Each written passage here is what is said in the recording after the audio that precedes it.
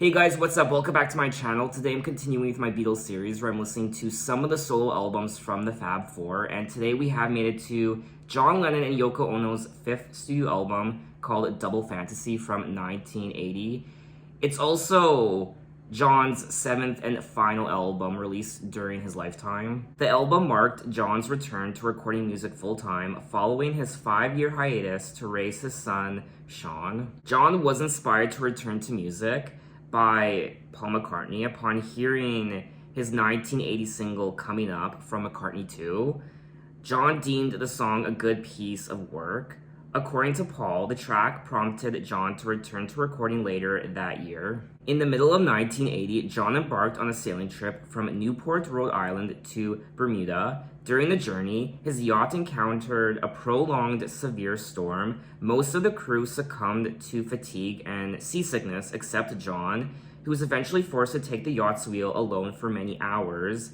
It had the effect of both renewing his confidence and making him contemplate the fragility of life. As a result of that incident, he began to write new songs and reworked earlier demos. Now, a few weeks after the release of Double Fantasy on December 8th, 1980, a man by the name of Mark David Chapman waited for John at the Dakota, which was the residence that John was staying at the time in New York City. He wanted John to sign his copy of Double Fantasy, which John did, and then John left for a recording session at the Record Planet. Later that night, John and Yoko Ono returned to the Dakota. As John and Yoko approached the entrance of the building, Chapman fired 5 hollow point bullets from a revolver, 4 of which hit John in the back. John was rushed to the Roosevelt Hospital in a police car, where he was pronounced dead on arrival at around 11:15 p.m. The next day, John was cremated at Ferncliff Cemetery in Hartsdale, New York, and in lieu of a funeral, Yoko requested 10 minutes of silence around the world. Chapman pleaded guilty to murdering John and was given a sentence of 20 years of life imprisonment. He is still incarcerated and alive. Chapman refused requests for press interviews during his first 6 years in prison. He later said that he regretted the murder and did not want to give the impression that he killed John for fame and notoriety. In 2018, he was denied parole for the 10th time. The parole board wrote to Chapman that he was at low risk to reoffend, but that he admittedly and carefully planned and executed the murder of a world-famous person for no reason other than to gain notoriety. While no one person's life is any more valuable than another's life, the fact that you chose someone who is not only a world-renowned person and beloved by millions, regardless of pain and suffering that you would cause to his family, friends, and so many others, you demonstrated a callous disregard for the sanctity of human life and the pain and suffering of others. This fact remains a concern to this panel. In 2020, he was denied again for the 11th time, and according to the tapes acquired by ABC News, Chapman sought glory in killing a member of the Beatles. And this year, 2022, Chapman's 12th parole hearing is scheduled for August. Such an unbelievable, tragic loss for music in general. And if you were around at this time in 1980, what was it like to hear this news for the first time? What were people saying and how devastated were you? It does say here that Mark David Chapman's motive for the killing was his own personal resentment against John and a desire to emulate Holden Caulfield. And Holden Caulfield is a fictional character from The Catcher in the Rye, which I don't think I've ever read. Since the book's publication, Holden has become an icon for teenage rebellion and angst and is considered among the most important characters of the 20th century American literature. Now, I am looking at the track listing for Double Fantasy, and there are 14 tracks for a total of 45 minutes. And I also don't recall hearing any of these songs before. Half of the songs are sung by John Lennon, and the other half are sung by his wife, Yoko Ono. So let's get into it with track 1, Just Like Starting Over by John Lennon. Our life together is so precious. We have grown. Let's take a chance and fly away. We took the time, no one's to blame. Minor time flies. But when I see you, darling, again, it'll be just like starting over. Used to make it love. Why can't we make it love nice and easy? My love, it'll be just like starting over. Why don't we take us alone? Be together all alone again. Wants to be in my no time flies so quickly. It's like we both are falling in love.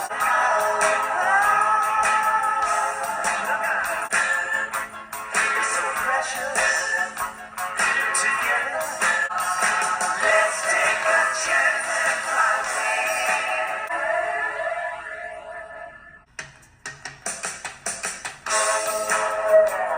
Starting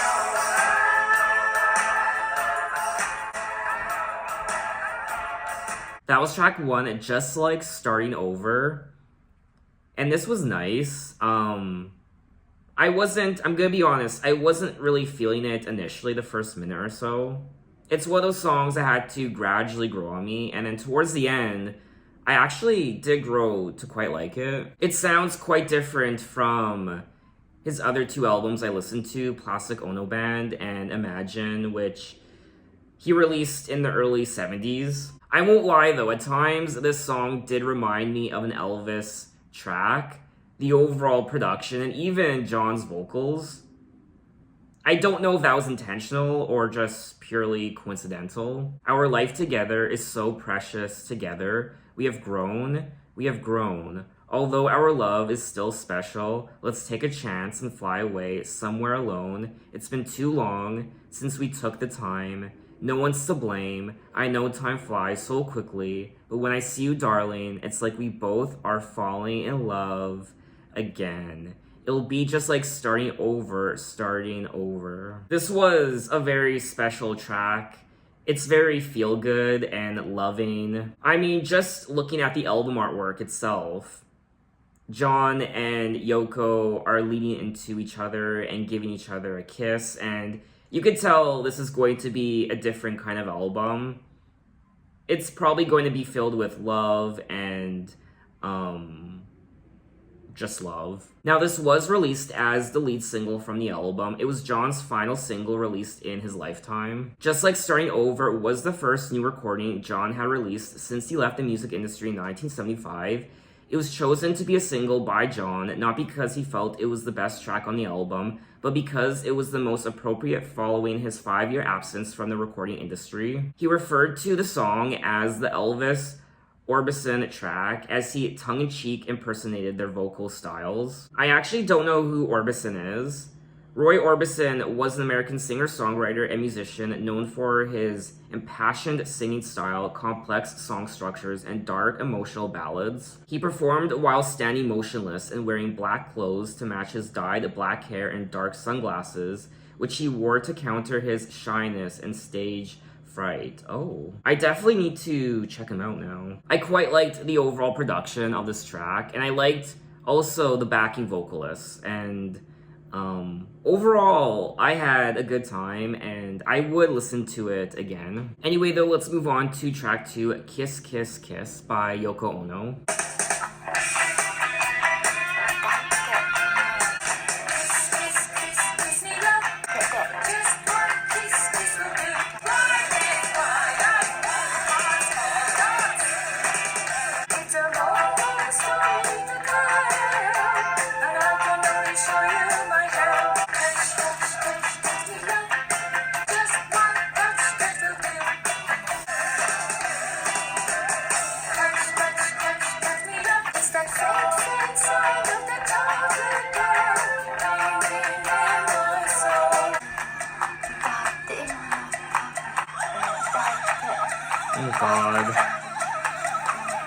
on again.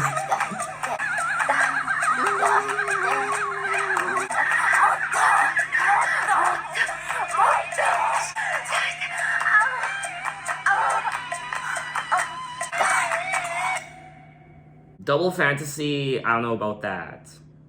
Partial fantasy and partial nightmare. John's is the fantasy side of that equation. I mean, after listening to Unfinished Music Volumes 1 and 2, I said this in that video as well, but I'm gonna say it again. I'm pretty sure, actually, I know 100% that I will never get into Yoko Ono's music. Her music really doesn't do anything for me. It is exciting though. There's that sense of, what is she gonna do?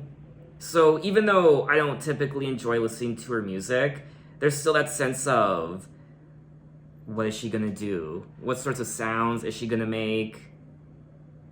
I mean, she is an intriguing artist, I won't lie. Kiss, kiss, kiss, kiss me love. Just one kiss, kiss will do. Why death, why life?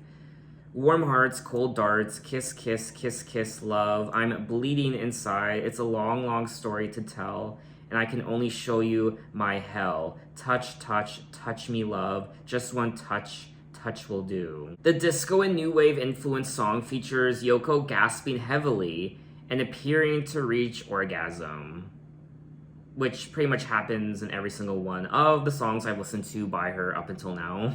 When talking about the song in 1980, Yoko Ono said, "There is the sound of a woman coming to a climax on it, and she is crying out to be held, to be touched. It will be controversial because people still feel it's less natural to hear the sounds of a woman's lovemaking than, say, the sound of a Concorde, killing the atmosphere and polluting nature." I mean, there's nothing wrong with hearing a woman orgasming. It can be very sensual. But this was 1980 at the time, so I guess hearing something like that would have been quite shocking in music, I guess. But when Yoko does it, it doesn't sound like a woman orgasming. It sounds like a demonic chicken. It sounds like Beelzebub. Although Yoko described the song as being about liberation and being courageous enough to show vulnerability, she felt embarrassed when she tried recording the simulated orgasm vocals in front of the male recording engineers. Yoko went on to say, "I started to do it, and then I suddenly looked and all those engineers were all looking, and I thought, I can't do that, you know, so I said, well, turn off all the lights and put a screen around me, and I did it that way." Oh my god, that would have been even more horrifying. Those engineer guys. Not a song I would want to listen to again. Anyway though, let's move on to track 3, Cleanup Time by John Lennon.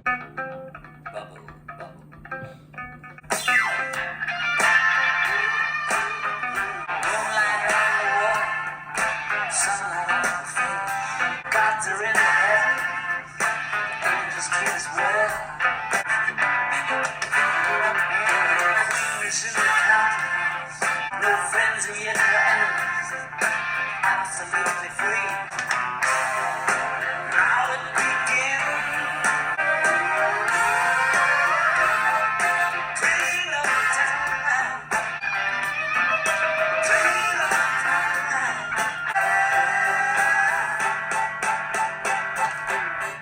up time. However far we travel, whatever we did wrong.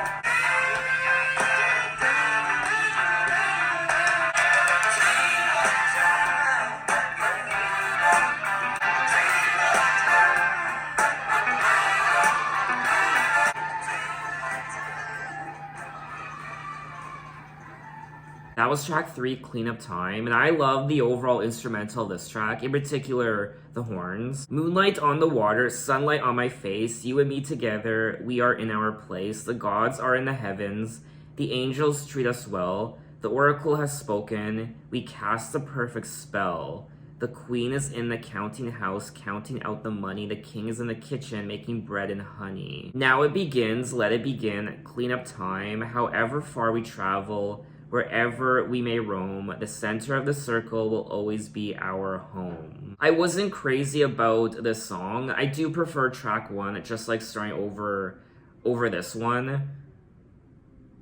I did like the overall production, I just didn't find it particularly memorable. Just like his other song, just like starting over, one of the themes of cleanup time is rebirth, and another theme, as with Watching the Wheels, is John coming to terms with his quiet years during which John was a house husband and Yoko Ono looked after the couple's business interests. Oh. So it looks like Yoko Ono wore the pants in this relationship. She took care of the business interests while John was house sitting and I guess doing things that women typically did more than men back then in 1980, like take care of the children, I guess taking care of Sean and vacuuming, and that's a weird image, John Lennon vacuuming and doing dishes. It's so, I don't know, I can't visualize that. The song was inspired by a phone discussion John had with Jack Douglas, who would become the producer of Double Fantasy. The two discussed the 1970s and how people were cleaning up their alcohol and drug habits, and the conversation ended with Douglas stating that, well, it's cleanup time, right? And John responded by saying, it sure is. I like this for John, though. I like how he took time off to take care of Sean, and he was essentially a house husband, taking care of the house, and he seemed to be quite in love with Yoko. Yoko was in love with him. He just seemed quite happy. John has gone through so much in his life, so much sorrow and tragedy and heartbreak. It almost reads like a horror story at times. So it's nice to see him living this way now, content and what seemed like quite happy. The song explicitly references that the king is baking bread, and John was particularly proud of baking bread himself. This is really nice. I like reading this. I like how he found happiness, I guess, with Yoko and his son baking bread and taking care of the house and just living a life without contracts and obligations and pressures of fame and the music industry. Anyway, though, let's move on to track 4, Give Me Something by Yoko Ono.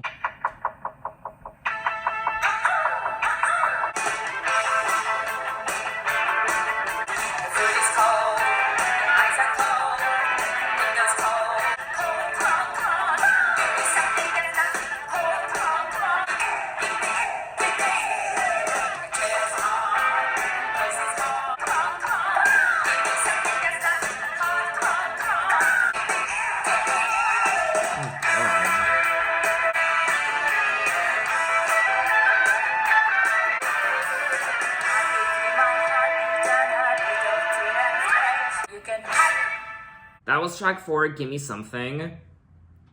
And I actually didn't mind this. The food is cold, your eyes are cold, the window's cold, the bed is cold. Give me something that's not cold, come on, come on.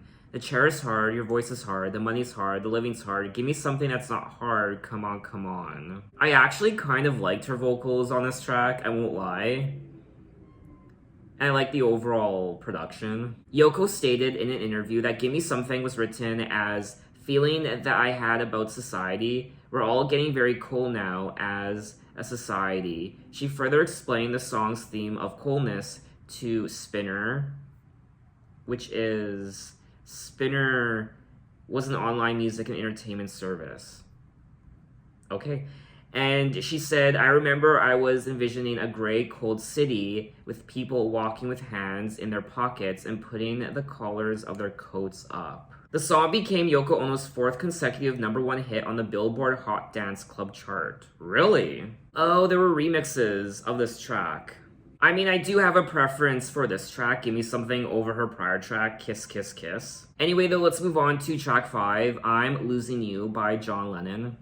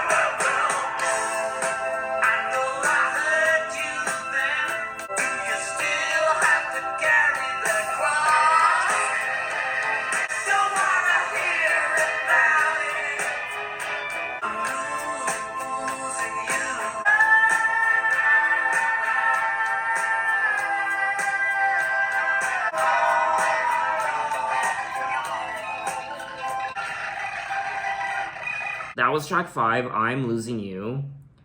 And I enjoyed this track. I like the vibe of it. I like his singing and the overall production. I'm Losing You. Somehow the wires have crossed. Communications lost. Can't even get you on the telephone. Just gotta shout about it. I'm losing you. We'll hear in the valley of indecision. I don't know what to do. I feel you slipping away. I feel you slipping away. I'm losing you. Well, now you say you're not getting enough, but I remind you of all that bad stuff.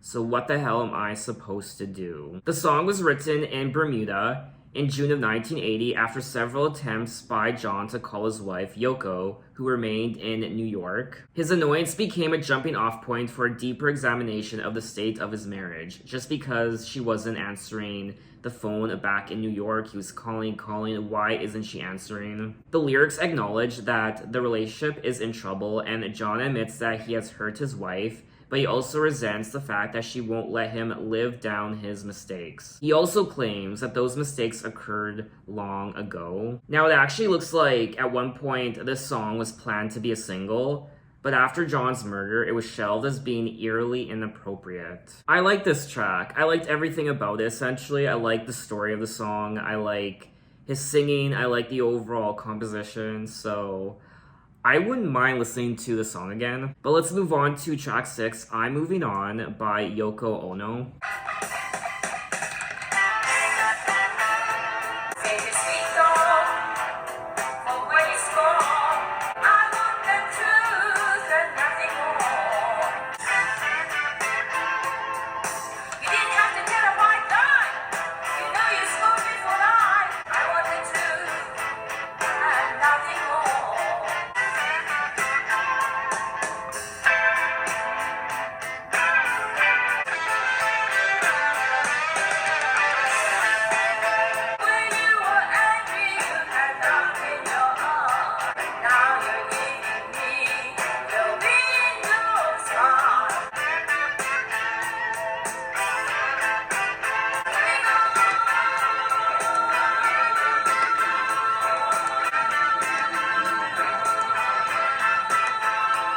Oh my.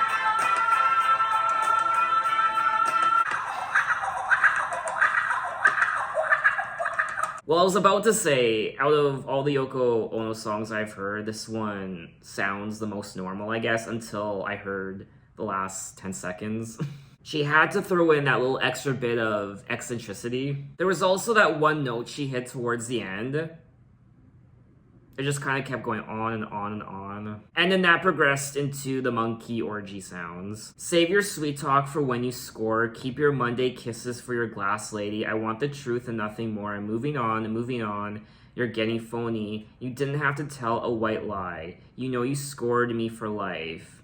So this is a great continuation of the prior track, I'm Losing You. It's Yoko's perspective, whereas I'm Losing You was John's perspective. The two songs are linked musically by a series of electronic beeps and by a guitar lick played by Earl Slick, and they share the same rhythm. I'm Losing You expresses John's pain at the thought of losing Yoko Ono during a difficult time in their marriage.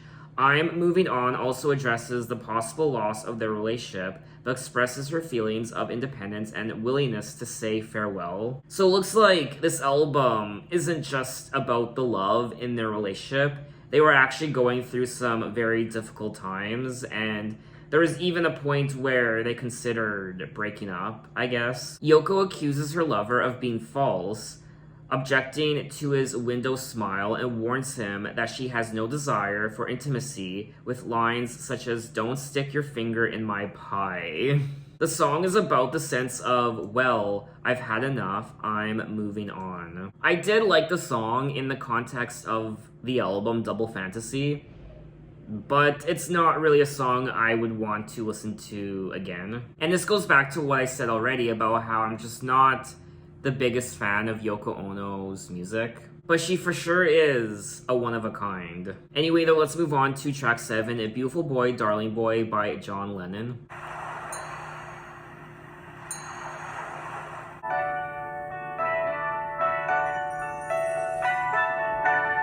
Close your eyes.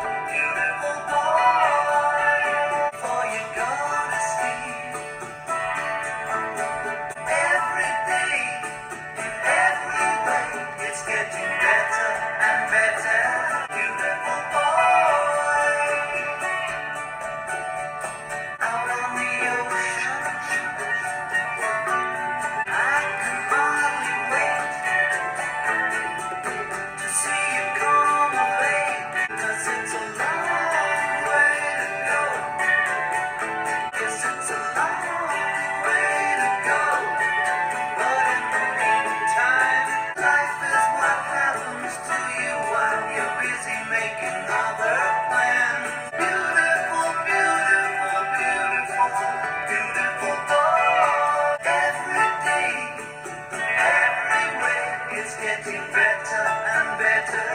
Darling, darling, darling, darling, Sean. Good night, Sean. See you in the morning.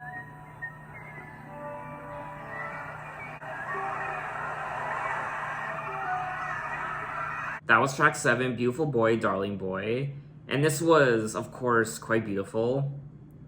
I like the overall production of the track. I liked the guitar, but also there was something quite lush about it. You can hear the sounds of waves in the background at times. There was something quite warm about this track overall, and a lot of it had to do with the fact that he is singing about his son, Sean, a beautiful boy, a love letter to his son, his baby boy, his beautiful boy. Close your eyes, have no fear. The monster's gone. He's on the run, and your daddy's here. A beautiful, beautiful, beautiful, beautiful boy. Before you go to sleep, say a little prayer. Every day, in every way, I'm getting better and better. A beautiful, beautiful, beautiful, beautiful boy. Out on the ocean, sailing away. I can hardly wait to see you come of age. But I guess we'll both just have to be patient because it's a long way to go. This is also very heartbreaking to read, especially when I read lyrics like, we'll both just have to be patient to see you come of age. It's a beautiful track, but it's also tragic in the context of what happened to John just a few weeks after this album was released. Now, I have heard this song before, not John Lennon's version, I don't think, but I've heard another variation of the song last year when I listened to Celine Dion's Miracle album. That album was about her newborn baby, and she actually covered this song. And that's, I think, where I heard the song for the first time. I mean, for anyone who has had a child, a daughter, or in particular, a son who you loved so much with all your heart, you would do anything for them, and just waiting for that day when they are of age and wanting to watch them grow from being a baby to a toddler to a child, a preteen, a teenager, a young adult, a young man. I mean, I don't know what that's like to watch something you created, a baby boy, grow into a man. I mean, I think about my mom and my dad and how they watched me grow from baby to toddler, preteen, teenager, young adult, into manhood, and I hope I lived up to their expectations, and hopefully I became somewhat something that they envisioned for me. When my mom died last year, of course, me and my sister had to clean up and take care of her place. And when going through some of her paperwork, my sister found a slip of paper with her passwords on it. Passwords to various electronics and what have you. And from what my sister told me, one of the main passwords she used was Proud Mom. So at the end of the day, I like to think my mom and my dad were proud of me. When I talked to my mom for the last time over the phone, this was a couple days before she died.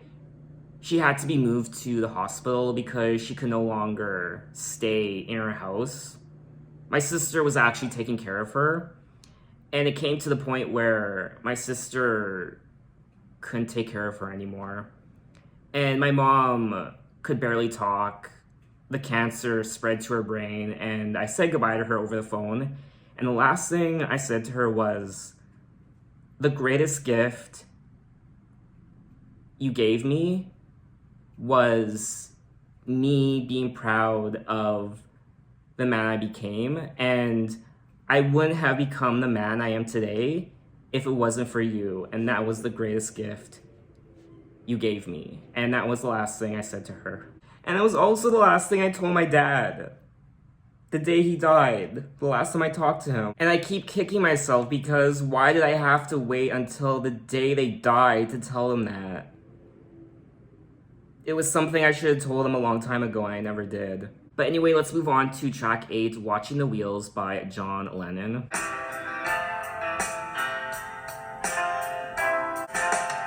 People say I'm crazy. Well, they give me all kinds of warnings. When I say that I'm okay, well, they look at me kind of strange. Surely you're not happy now, you no longer play the game. People say I'm lazy. Well, they give me all kinds of advice. When I tell them that I'm doing fine, watching shadows on the wall. Don't you miss the big time, boy, you're no longer on the ball.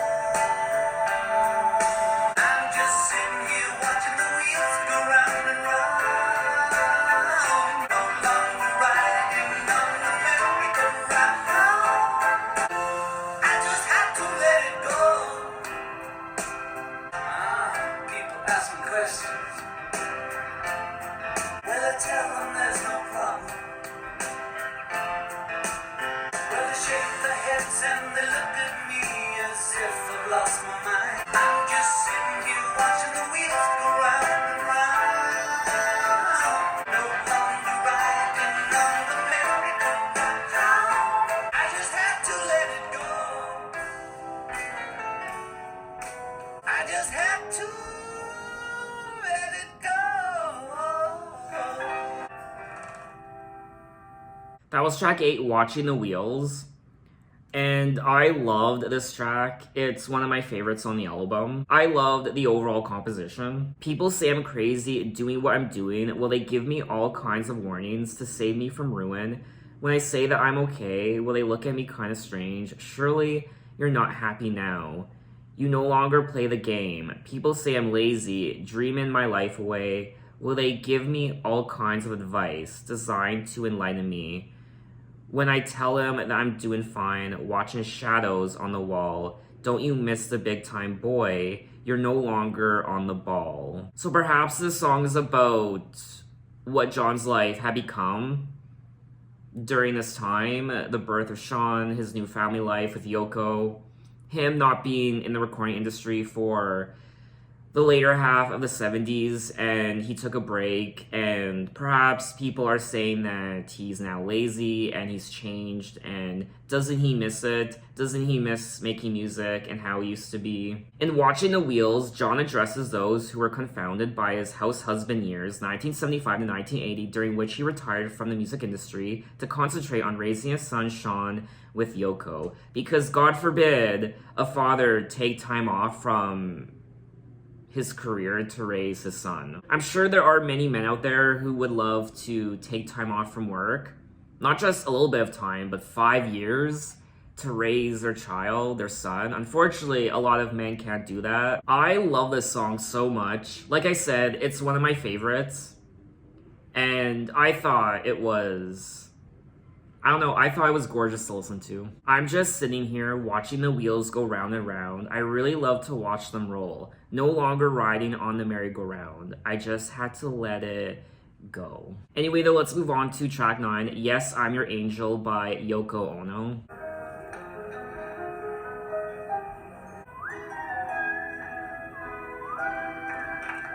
Yes, I'm your angel.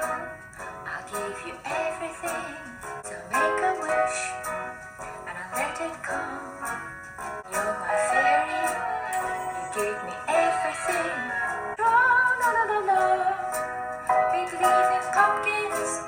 They turn into princess. We believe in moons that smile to us when we hurry home. La la la la. Yes, I'm so pretty. You're so dizzy. Tra-la-la-la-la. I'm in your pocket. Let it come true for us. Tra-la-la-la-la. We believe in the sun that looks over our shoulders. Tra-la-la-la-la.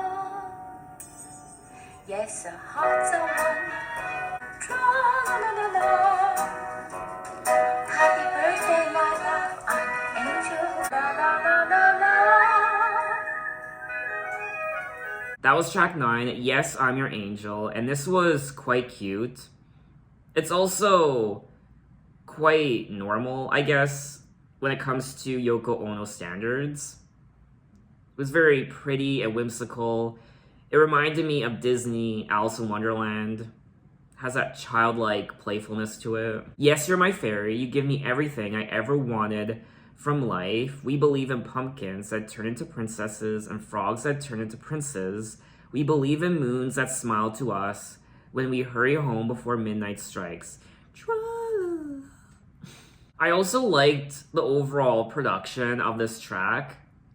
It was quite vaudevillian sounding, and it was cute. Yoko Ono sings in a Marilyn Monroe-like voice.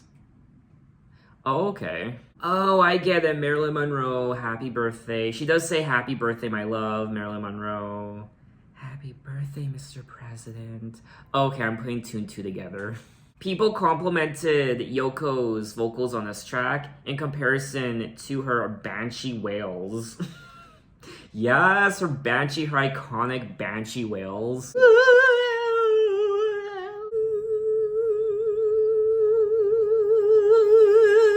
Anyway, let's move on to track 10, Woman by John Lennon. I can hardly express. After all, I'm forever in your debt. My inner feeling and thankfulness, the meaning of success.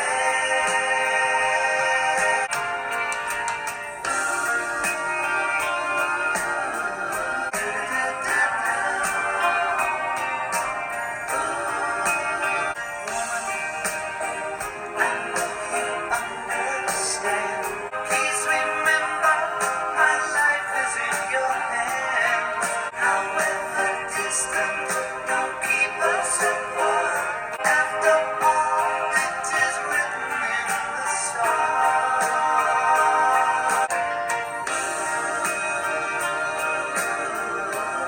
Well,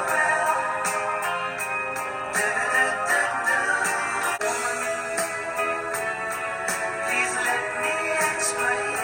So let me tell you again and again and again. I love you. Now forever. I love. That was track 10, Woman. This was gorgeous. I loved it. I love the overall composition. It's one of my favorites on the album. It's so heavenly and divine, and after all, I'm forever in your debt, and woman, I will try to express my inner feelings and thankfulness for showing me the meaning of success. Oh well, do, oh well. Woman, I know, understand, the little child inside the man. Please remember, my life is in your hands, and woman, hold me close to your heart. However distant, don't keep us apart. After all, it is written in the stars. I will say, I am liking the lyrics on this album. I like the stories they're sharing with me.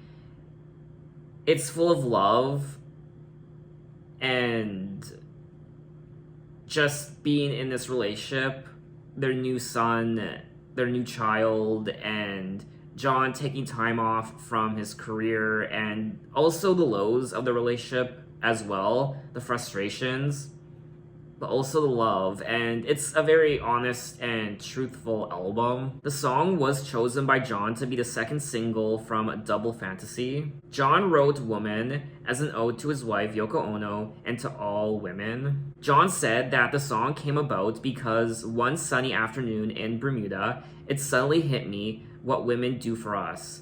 Not just what my Yoko does for me, although I was thinking in those personal terms, but any truth is universal. What dawned on me was everything I was taking for granted. Women really are the other half of the sky, as I whisper at the beginning of the song. Now, this song was actually a big hit. It did reach number 2 on the US Billboard Hot 100. And I think it's gorgeous. I love it so much. The overall production. I like the lyrics. I just liked the overall energy of the track. But let's move on to track 11, Beautiful Boys by Yoko Ono.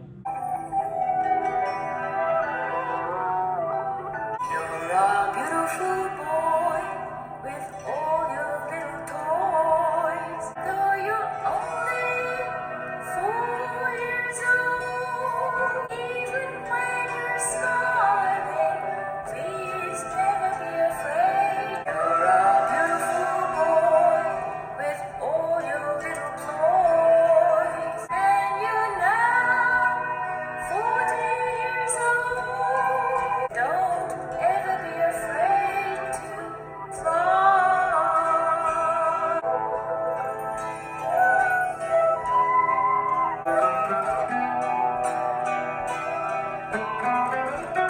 Oh, you beautiful boys, creating multiple plays. You can run from pole to pole and never scratch your soul. Don't be afraid to go to hell and back.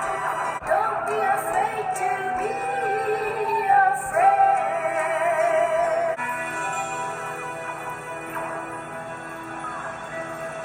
That was track 11, Beautiful Boys. And I thought this song was quite nice. I liked the production. It was quite, I don't know, it was quite beautiful to listen to, Beautiful Boys. Your eyes have seen the world, though you're only 4 years old and your tears are streaming. Even when you're smiling, please never be afraid to cry. You're a beautiful boy. So I think she's singing about Sean and John in this song. You're now 40 years old, you got all you can carry, and still feel somehow empty. Don't ever be afraid to fly, all you beautiful boys. Creating multiple plays, you like to fence in your world and settle down when you're old. Don't be afraid to go to hell and back. Don't be afraid to be afraid. The first verse of Beautiful Boys is directed at Sean, and the second verse is directed at John. Finally, the last verse is directed to all men, and she tells them to not be afraid to go to hell and back as they go through life. Lyrically, I really like this track, and I think it's one of the better Yoko Ono songs on here. People also said that it's a companion piece to John's song, Beautiful Boy, Darling Boy. When talking about the song, Yoko Ono did say, "It is a message to men. John and Sean inspire me, but the third verse is all about the beautiful boys of the world. That's sort of like the extension of the idea. The world consists of men and women. There's no denying that. It is important men and women recognize each other and work with each other. It's really a message to men, reaching out to men to understand." They also incorporated sound effects from Star Wars battles into the song, which I did notice towards the end. I really did think this was a beautiful song. It's not a song I would listen to again, but I liked listening to it for the first time. Anyway, though, let's move on to track 12, Dear Yoko by John Lennon. Well, even after all these years, I miss you when you're not here. Even if it's just a day, I miss you when you're away. Even if it's just one night, I miss you when it don't feel right. Ain't nothing in the world like our love, dear Yoko. I'm never, ever, ever, ever, ever gonna let you go. Even when the miles are steep, I know there is a place to be. There's nobody lying next to me, dear Yoko.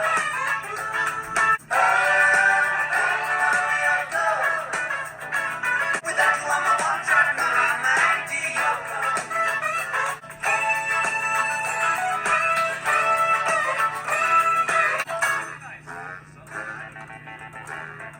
That was track 12, Dear Yoko.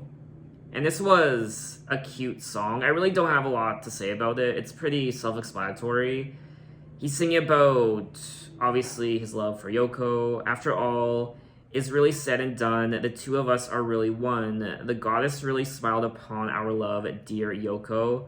Even after all this time, I miss you like the sun don't shine. It does sound a bit more country folk rock sounding, I guess. I did like the production, but It's just not a song I would listen to again. In the context of the album Double Fantasy, it does fit in perfectly. But let's move on to track 13, Every Man Has a Woman Who Loves Him by Yoko Ono.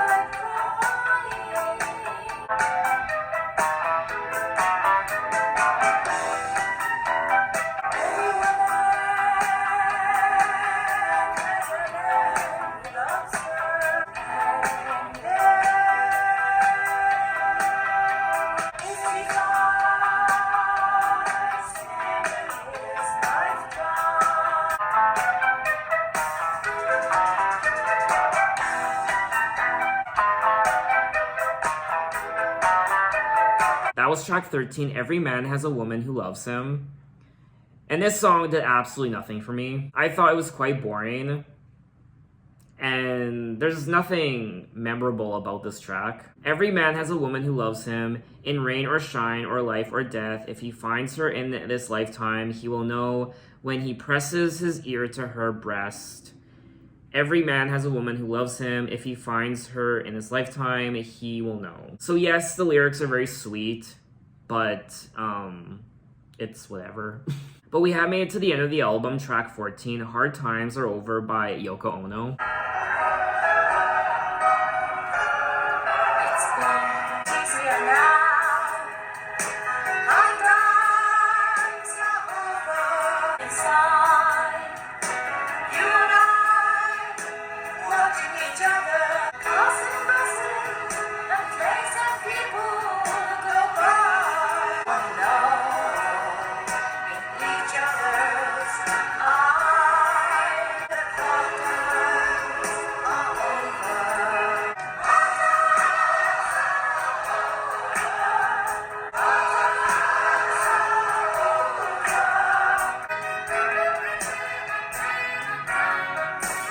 Hard times are over, and I'm smiling inside.